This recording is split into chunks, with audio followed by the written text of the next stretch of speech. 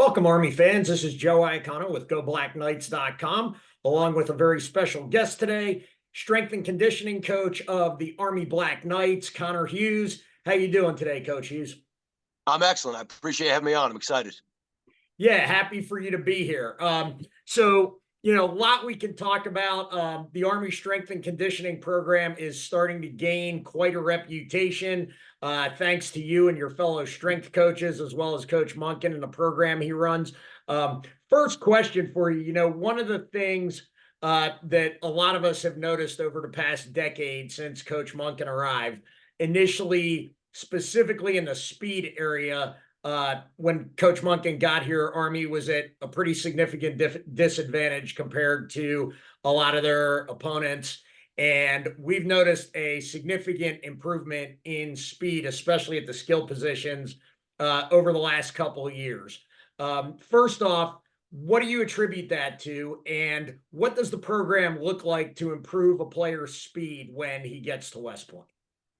Sure. So, I got to start off by saying the best strength coaches on the planet will be the recruiting coordinators and the recruiting staff, and all our coaches putting a ton of work in recruiting speed. It is very easy, not easy, but there's a path to getting guys stronger, and that there's a recipe for that that's pretty standard. If you follow the basic details and you do it fundamentally day over day over day, you're going to get stronger. Speed is a little more difficult. You want to recruit speed. So we've done a much better job, and we want to recruit length. We want to get taller guys. But really, we've done a much better job of recruiting fast guys and getting fast guys excited to come play for Army. But then it's a full year development model of how we keep these guys getting faster throughout the year. So really we split our program into the line and the skill and combo groups. And the skill and combo group will have a much more emphasis on explosive movements, Olympic lifts inside the weight room, and then a huge emphasis on jumping, obviously sprinting. In order for you have to get fast, you have to run fast, and doing different types of change of direction drills and different like sled sprints. We have different attachments to run rockets and resisted running, and it's really been work of Jake Riedel, Anthony MacArthur, and Brad Blannick, who are on my staff, who really work with the skill guys and set a precedent for them throughout the summer, throughout the winter of, hey, yeah, we got to get strong, but you guys have to be fast to be able to compete at this level. Good stuff. And, you mentioned, obviously, just like the West Point model, recruiting's a big part of it. You start with high quality raw material and then develop that raw material, so to speak, when it comes to your players. Along those lines, let's stay on the speed track. Who at Sure. the skill positions have you seen make some really significant improvements over the off-season training drills in the winter conditioning, and then on into spring practice? Really, Toby Alawale has done an absolutely fantastic job, both in the weight room and outside in the field running. Noah Short also. Noah has a unique ability, and Noah isn't a 0 to 5 fast guy. He's not a crazy top end guy.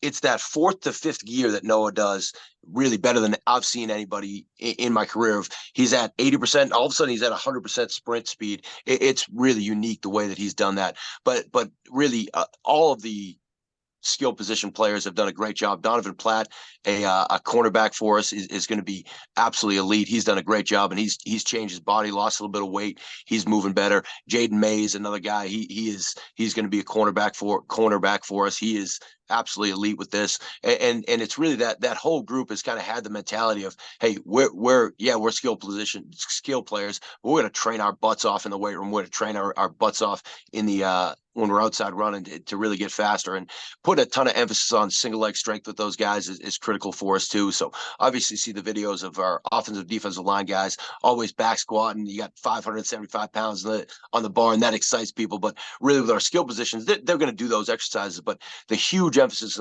on for them is going to be put on single leg strength. That's awesome, and always glad to hear you mention Toby Alawale, Buford, Georgia guy, where I live. So always good to hear that. Absolutely. Coach Hughes, one of the things that shifting a little bit to strength and talking about recruiting certain body types, one of the most famous kind of strength gain guys at Army over the last 5, 6 years was Brett Toth, who came in, really tall tight end, and then just packed on a ton of weight, so much so that he was able to go to the next level and have a little bit of a career in the NFL there as an offensive tackle, became one of the best blocking tackles that we've seen at Army. What is it about your program and the program at Army, both from a strength and conditioning as well as a nutrition standpoint, that allows a guy like a Toth with a big frame, who comes in maybe tall and a little leaner, to really pack on not just weight, but productive weight, to where they become a force on the offensive or defensive line? Sure. So the number one thing is that I can touch on really how the improvement I've seen in our nutritional program from 8 years ago when I got here to now. I mean, it is night and day. I mean, we when I first got here would give the guys a core power, some vitamins at the end of a workout, and that was really the bulk of what we did for nutrition. Now it is, we have a registered sports dietitian on staff. We have three nutritionists that will actually work with the team in different areas. Our nutrition budget, just as far as the nutrition center we have in the weight room, it's like a convenience store, only all that stuff is healthy for athletes, and they can come in there whenever they want throughout the day. And we have an unlimited budget pretty much with nutrition, because we work with US Foods, get some of this stuff ordered straight from the mess hall budget, which is absolutely fantastic for us. And the education piece of nutrition and just the resources we've gotten has been absolutely incredible. So that helps my job as a strength coach. If we're giving them the correct amount of calories and keeping weight in these guys, I mean, we cater every single dinner on the fourth floor of our building every single night for our guys, post practice and spring ball in season, which has just been huge for our guys. But as far as in the weight room and really changing and developing bodies, it is about doing the basic exercises, the fundamental exercises savagely well over a long period of time. That's what gives you great results. I've gotten more complicated with rep schemes and change things up. And I just keep coming back to the basics. If we're elite squatters, elite Olympic lifters, elite deadlifters, single leg on the bench, and doing rows and pull-ups savagely well over a long period of time, it's going to get our guys bigger and stronger. And really with the offensive defensive line of the past 2 years, I've kind of changed up what we do. And if you think about somebody gets a program to go in the gym, it's 3 sets of 10 on this, 3 sets of we've switched that up, and we've switched to a high set, low rep model, meaning with our offensive defensive line. So if we're squatting, like we just finished up a 3-week cycle where we went really 10 sets of 3, 10 sets of 2, and 10 sets of 1. So you think about the amount of weight that you can squat for 10 reps, and you take 3 by 10, that's 30, 10 by 3, that's 30. It's not much. But you think about what you can squat for 3, and now you do that 10 times, you're stacking a ton of great volume together, and it's gotten our guys to really develop quicker than I ever thought possible. So I'll stick with this model for the offensive defensive line for the rest of my career, because these guys just get big, they get strong, and they get mean. And their attitude in there is absolutely savage. From our fifth string kicker to our starting nose guard, our guys love training. They love being in the weight room. We have a weight room team. It's an elite culture that I'm just happy I get to be a part of. That was a great answer, Coach Hughes. And you opened up a whole kind of another set of questions in my head there, which is great. Number one, on the 10 by 3s, like you said, with the heavy weights on the deadlift, squats, and bench, how much rest do you typically give the players in between sets? It really depends on what I think they need at that point. So if we're trying to do, say, a dynamic effort, so that means that they're moving a lighter weight. So say the first 2 warm-up sets are as fast as possible. It might be a minute 30, and it might be at 60% of the max for 3 reps. That might be a minute 30, and it's quick, and I'm trying to get them dynamically through it. But as we get to 80, 90, 95% on those last few sets, I'm going to give them a little bit more time. It'll somewhere between 2 and 3 minutes. And it's really when I feel like the energy is starting, they finish up their set, the energy is starting to raise a little bit. They're starting to get excited. They're saying, blow the whistle, coach, blow the whistle, coach. Like, that's when I want them to kind of ask for it, because once they're starting to ask for it, I know they're excited. They're mentally ready to attack that next set. And obviously, nutrition helps a ton with recovery. You mentioned how great the nutrition center is and the Yes. nutritionists and that whole program. That's become like a big thing in recruiting to some degree. All the big D1 programs, P5 programs always have videos on Instagram and the other social media sites with their nutrition centers and everything. Um, how much has that helped in recruiting with the kind of improvements in the nutrition center and Oh, just your whole nutrition program? it's huge. And when I tell you there isn't a Power Five school out there that has a situation that's better than us, there really isn't. I mean, our guys have access to as much as they want, whenever they want. They have access to our nutritionists all the time. And I mean, our guys come up the hill, and as soon as right before practice, there's a hot box with meals that have been catered in from some sort of restaurant in the area. It might be a meatball sub, might be a burrito, something like that, that they can have before practice. They have, I mean, we'll have beet juice out for them. We have a whole nutrition center separately in the locker room with simple carbohydrates and protein bars down there, a whole protein shake fridge down there.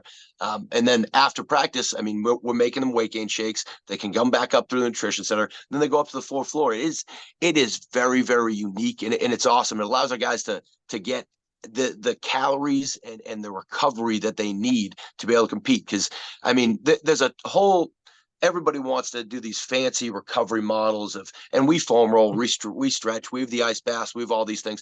But I mean, eating, sleeping, and hydrating will take care of 95% of your recovery. If you're taking care of those three details, and you're training hard, like, you're just going to grow and get stronger and get bigger. And that's, so if we can emphasize the eating and the hydration, that's great. And we're working on the sleep part. Our guys are doing a better and better job. But you know what it's like with just the academic load here and playing Division I football. Yeah. It's difficult with the sleep. So Yeah, about 5, 6 hours a night in a lot of cases yep. can be the Oh yeah. average Oh yeah. sometimes, which Yep. puts you in a bit of a disadvantage. When the players get up the hill, do they ever get the opportunity, maybe after practice or something, to rest a little bit before they dig into their homework? Do they get maybe a half-hour power nap or anything like that sometimes? So Or it'll really be guy dependent, depending on the class schedule. When we finish up, we'll finish up class, and about half the group, we do a day one, day two schedule. So it's not Monday, Wednesday, Friday. It's right. really, this day is day one, this day is day two, and about half the team will get out of class about 2 o'clock on day ones, and the other half will get off about 2 o'clock on day twos, and we'll start team meetings and meetings right at about 3:40. So the other guys who are in class until 3:05, they get up here, they get changed, they eat something, then they go. So it really depends on the day and it depends on the guy. But really, after practice, I mean, there's some downtime in the locker room for guys to hang out a little bit, take a shower, and then they can all eat together up on the floor and hang out. And Coach Monken puts a huge emphasis on sitting with different guys each night at dinner. And there's a talking prompt for each table each night where it just starts conversation with new guys, because every Oh, player on a cool. team is supposed to know every other player's name, hometown, and high school.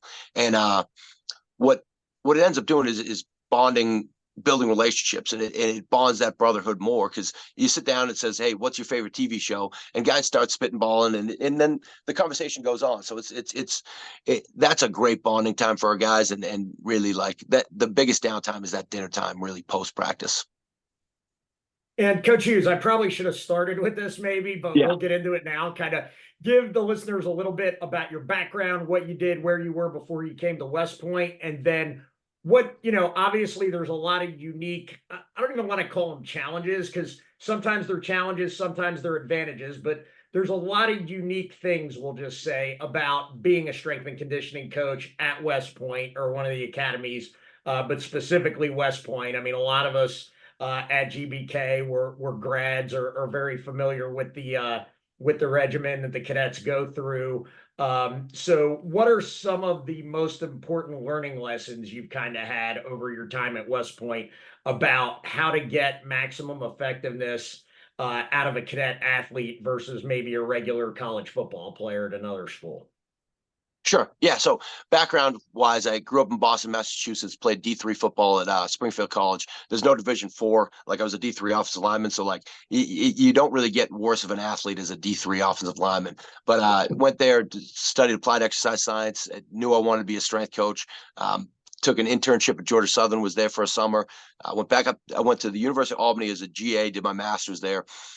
Get the head job at Iona College. I was there for a year. Came back, was the head strength coach at Albany for really 7 years, and now it's amazing. I came here as the first assistant. Really, it was 7-8 years ago. I was here for 2 years as the assistant. Now I've been the head strength coach. Is going on my 6th season, which is absolutely it's amazing. I can't. It feels like it just start. I just started a week ago, but it's been an awesome ride. As far as challenges and really the number one thing the best thing about this place is our players. I mean, there's absolutely no doubt about it. You take your 5 best guys at any other school that want to work hard, that are leaders, that do everything with a high attention to detail. We have 100 of those guys. That's the difference. And our guys want to work. They want to train. They want to get better. They want to be coached. So that's the best thing about this job. The biggest challenge here is just managing, or it was when I first took over as the head strength coach here, is managing the schedule. So just the day-to-day amount of changes you have, and then just realizing when you can push the guys, when you got to pull back, and trying to keep guys healthy is it's hard in football anyways, because it's a collision sport. It's not a contact sport. It's a collision sport. So knowing really when in the weight room, when on the field, you can push them, when you can't. But really managing, I mean, you think about summer training. We go out as strength coaches. I send 2 guys to CTLT with our guys that are going to go up to Fort Drum, 2 strength coaches up there with them. They train those guys, do all their physical training when they're there, bring extra supplements, bring extra food, do all that stuff. And then we as strength coaches, we drive out to Buckner and train the guys at CLDT and CTL and CFT and bring them extra food. I mean, we'll order 70 steak and cheese subs and bring them out and just say, hey, have this, have a protein shake, and keep going, because they just try to keep weight on our guys. But That's great. really just managing the schedule is it's awesome. And really I've seen a shift too with just the leadership out there. And when I first kind of took over, it was kind of like, oh, well, we don't want you to take time away from us and not train them.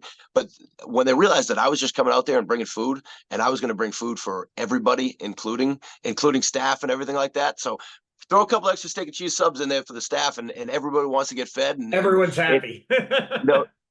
100%. About 5 years ago, I think we lost. I think the number was like during CFT and CLDT. I think we lost. It was 783 pounds. This was 5 years ago. And last year, as a team. And then last year we lost I think it was like 85, and most of that is just muscle glycogen. Yeah, most of that is just muscle glycogen. They were a little bit dehydrated. By the end of week 1, everybody was back at their goal weight. So there's definitely been some improvements in that area that's helped us a ton. Wow, that's amazing. You hit a little bit, Coach Hughes, on keeping guys healthy. And I've always said if Army can stay healthy, they can compete with just about anybody. Typically, when you've seen, especially under Coach Monken, if there's been any dip in the program at all, it's typically when there were a lot of injuries. The 2019 season comes to mind. We had a ton of talent coming back off a great 11-2 season in 2018, and the 2019 team just didn't meet expectations. And I think a lot of that, Kelvin Hopkins was banged up most of the year. A lot of key guys were hurt. What do you think are some of the keys to keeping cadet athletes healthy? Well, and the easiest answer is weak things break. So it's getting them as strong and as conditioned as we can to be able to compete in practice and in games. But really, it's a difficult balance here, because we have to be more physical than any other team. We have to be able to run the ball down people's throats. We need to be mean on the line of scrimmage. We need to be able to tackle on defense. So we need as a team to practice those things. I mean, if you went to a Power 5 school and watched their spring ball practices, a lot of them, you'd think they were playing 2-hand touch. If you came to ours, you would. Sorry, Coach Hughes. I watched the Ohio State spring. No doubt, it's completely different. But if you go to our spring game, we play a live game. We split our team in Right. two and play a live game, and that's to our advantage. I mean, it is when we practice. I mean, we in spring ball we go live for sometimes 45 minutes throughout the practice. I mean, so that's going to take a toll on their bodies, number one. But it allows our guys to be tougher and better tackles and be able to break tackles and be good blockers. So it's a balance of those two things. And what we've gotten very much better with here is managing practice and managing what we do in the weight room and managing what we do on the field as far as just from a load and a volume standpoint. Now, just like coach uses data analytics to make decisions on third and fourth down, we use data analytics on a daily basis in the weight room and in the staff meeting about what we should do the next day for practice. I mean, we have I think 45 guys in GPS vests that they wear out to practice that tracks their load, their high speed distance, the amount of contacts they take, the amount of times they change direction off their left foot, their right foot, all these different things. And it gives us a reading. And we now know what a Tuesday practice should look like, what a Wednesday practice should look like, a Thursday, a Friday. And we can kind of, if a guy spikes, we can kind of pull him back to try to reduce soft tissue injuries. But we also, we take a reading of our guys every day on their RPE. So we ask them how physically they're feeling, how mentally they're feeling. If today was game day, what would they feel 0 to 10? And how hard was that practice? And we talk about this at length in staff meeting every day, and then make a decision on, because we want to be fresh for Saturday. So make a decision on, hey, should we push it this today? Can we pull back? And it's really to manage that day to day and really having an understanding of where guys are at to then make decisions. But I mean, like I said, football is a collision sport. I mean, some of these things, it's just part of the deal. So do our best. Yeah. That's really cool about how you guys are using analytics and technology and everything else.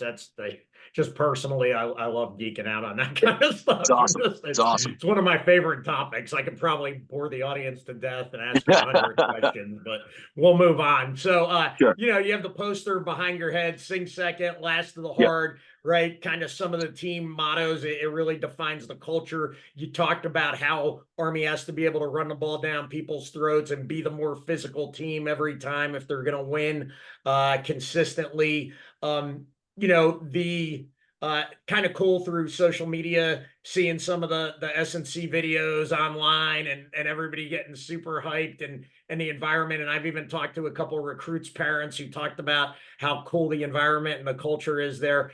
Talk a little bit about that. Like, how did that generate from Coach Monken on down? Is that something you and the strength coaches brought in? Is it kind of from the players up? Talk about, the last of the hard culture and what makes the Army strength and conditioning program unique in today's college football landscape. So there was a few questions in there, but the one I want to touch on first it's a mixture of Coach Monken's standard, the players' discipline, and their drive to want to improve, and what we try to bring as a strength staff. So it's not one of the three. It's really a mixture of all three. But really, the attitude of our guys in the weight room is that they're going to savagely attack every single thing that's put in front of them. And our standard for the strength staff, and I tell my guys this when I hire them, my assistant coaches, is we can never leave a training session and say they were down energy wise. If they're down or something goes wrong, that's our fault. As strength coaches, our main job, is to get them to squat correctly, to clean correctly, to bench the way that we teach them how to bench. But really, our main job is to inspire young men. So we need to bring the energy every single day, and we start every single one of our sessions with, and it's people will see it and they absolutely love it. I come flying out of the weight room office, hit my whistle, and we start with high knees, and our guys are yelling, screaming, and they're yelling as loud as they can. And even if a guy's feeling down at that point, like what ends up happening is you feel 100 people around you screaming at the top of lungs and moving fast. Like, it changes your mentality, it changes your blood pressure, it gets you cranked up. But as far as I love working for Coach Monken, and the standard that he holds in the weight room for us, the standard that he holds with every single position coach, all the way down to student interns, is super high. But if you're someone who likes a challenge, you like working for a guy like that. And the one thing I'll say with Coach Monken is the standard he holds for himself, I cannot attain. Meaning he is the hardest working guy in this building. There's absolutely no doubt about it. So you want to work hard for a guy like that. You want to continue, because his standard for himself is higher than the one that I can hold for myself. So we try to bring that energy and bring that attention to detail every single day to uphold that standard. And really the culture of this weight room is absolutely elite. It's as a strength coach, it's a blessing to be a part of it every single day. And you think about the last of the hard, and that happens when you're really underneath a 600-pound squat and that bar stops, and you feel like your body's shaking, and you feel like that bar, and only not many people in their lives have felt that feeling of you have 600 pounds on your back and you're pushing up and that bar stops. And in that 1 second, you make a decision. Like, you make a decision to either quit or just to drive through it. It might feel like 5 seconds. It might feel like 30 seconds. It might feel like a year. But if you keep driving, you keep driving, you keep driving, and you stand with that thing, like, it changes your mentality. And people have gotten away from hitting 1 rep maxes and things like that. But for me, I think, especially for our young offensive, defensive line, linebackers, B-backs, the first time you bench 400 pounds, something in you changes. Like a confidence level in you changes.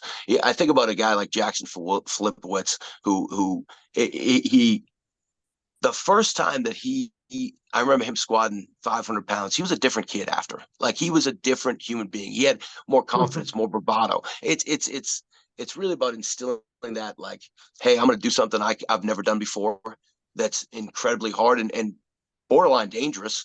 And I'm going to push through it. I'm going to be better because of it. And we push our guys in conditioning, and we push our guys in the weight room. But it's not this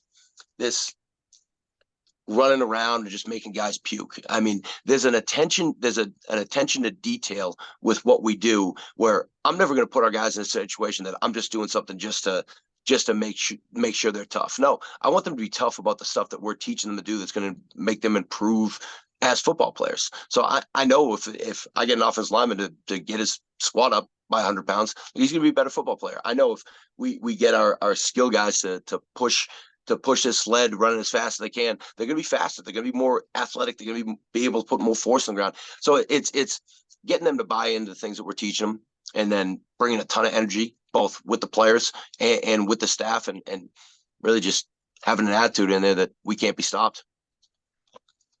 That's pretty awesome. So last question for you. Spring practice is over. Cadet athletes are wrapping up their semesters, getting ready for term end exams, those kinds of things, getting ready to go off for their summer assignments. Kind of, what does the S&C program look like from here up until the start of fall camp in August? You mentioned, you guys will go out to Buckner, you'll go to CTLT with them, and help them train there. I know I guess in June, some of them will be taking extra classes and everything as well. So there'll be some on-post stuff going on as well. Just kind of high level overview, what it looks like between now and August.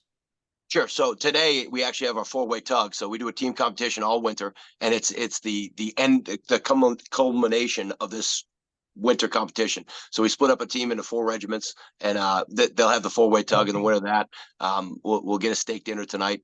But then we really have 2 more days of training, of mandatory training. So we've had 3 weeks post spring ball where we train.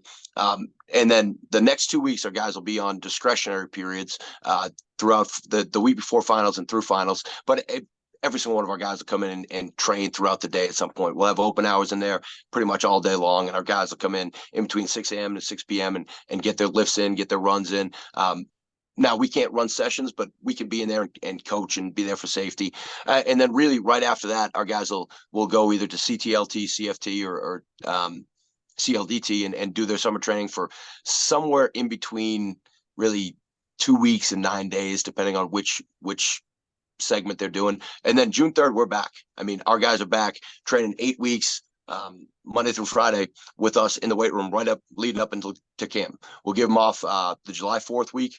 We'll give them off the week before camp, and then we're right into camp. So that's our major summertime is training up here in the summer. So. Awesome. Well, thank you so much for your time, Coach Hughes. I know the Army fan base is super impressed with the job the entire strength and conditioning staff is doing at West Point. Or, you go to any one of our games and Army's kids just look different than they did 5, 10, 15 years ago. The only game I noticed the significant size difference was LSU. Oh God, that was a whole weird event. So I can tell you, if I could tell you a quick story before I let you go. So I'm standing out there before the game, and there's this one LSU player just walking around the field, and he was the biggest human being I'd ever seen. He had to be 6'8", maybe 360 pounds, and he's just walking around the field. And I'm like, and I'm just standing out there, kind of taking it all in, talking to some guys, and I'm like, man, he's walking fast. And I was like, man, he did it. And then I was like, oh my God, there's like 6 or 7 of those guys that look just like that walking around the field. I was like, yeah, they were big. They were big. So no, but I appreciate you having me on during pregame, and I've never seen bigger, faster human beings in my life. I mean, oh my God. I've been around the New York Giants up close and personal a couple times, and it really wasn't any different. It's like, this is crazy. No doubt. You can see why they had so many guys picked in the first round. Yep, absolutely. Absolutely. No, well, I appreciate you having me on, and I appreciate all the kind words you've said, and we're going to work our tails off this summer and throughout the rest of this year to win that CIC again and go to a bowl game. So beat Navy. Beat Navy. Thanks, Coach Hughes.